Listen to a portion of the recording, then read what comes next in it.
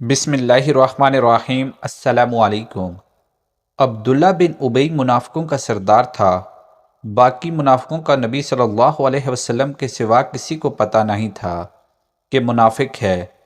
عبداللہ بن ابی کا سب کو معلوم تھا یہ منافق ہے، اور آپ صلی اللہ علیہ وسلم کے پیچھے نمازیں پڑھتا رہا۔ آپ صلی اللہ علیہ وسلم نے اس کو اپنے ساتھ رکھا۔ ایک دن آپ صلی اللہ علیہ وسلم پانی پی رہے تھے۔ عبداللہ بن ابی کے بیٹے عبداللہ پکے صحابی تھے۔ کہنے لگے، یا رسول اللہ، تھوڑا پانی تو بچا دیں۔ آپ صلی اللہ علیہ وسلم نے کہا، کیا کرو گے؟ کہا، اپنے باپ کو پلاتا ہوں، شاید ایمان لے آئے۔ آپ صلی اللہ علیہ وسلم نے پکڑا دیا۔ گھر آیا، کہنے لگا، ابا یہ پانی پی لے۔ کہنے لگے، یہ کیا ہے؟ کہا، میرے نبی کا بچا ہوا پانی ہے، پی لے، شاید تجھے ایمان مل جائے۔ عبداللہ بن ابی کہنے لگا، وہاں سے کسی کا پیشاب لے آؤ، پی لوں گا، یہ نہیں پیتا۔ وہ واپس جا کر کہنے لگے، یا رسول اللہ، اجازت ہے میں اس کا سر اڑا دوں۔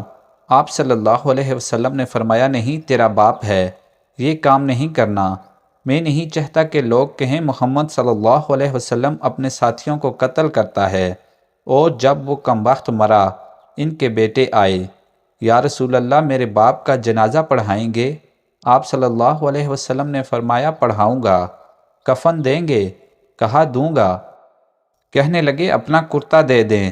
آپ نے کرتا اتار کر دیا کہ اس کو کفن دے دو، شاید کم وقت بخشا جائے۔ آپ جنازے کے لیے کھڑے ہوئے۔ حضرت عمر رضی اللہ عنہ آگے آ گئے۔ یا رسول اللہ، آپ کو پتہ ہے یہ کون ہے؟ کہا، عمر، مجھے بتاتے ہو یہ کون ہے؟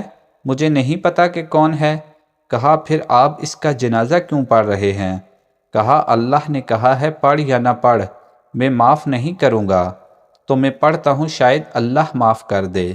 آپ صلی اللہ علیہ وسلم نے جنازہ پڑھا دیا اور اس کے دفن میں شریک ہوئے۔ آپ صلی اللہ علیہ وسلم پیچھے پہنچے تو قبر میں اتار دیا تھا۔ کہا، باہر نکالو۔ قبر سے باہر نکال کے اپنے لعاب مبارک کے منہ سے نکال کر اس کے منہ میں ڈالا۔ کہا، شاید اس کی بخشش ہو جائے۔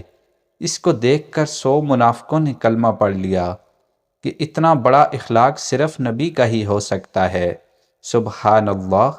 مزید اسلامک قصے دیکھنے کے لیے ہمارے چینل کو سبسکرائب کیجیے۔ شکریہ۔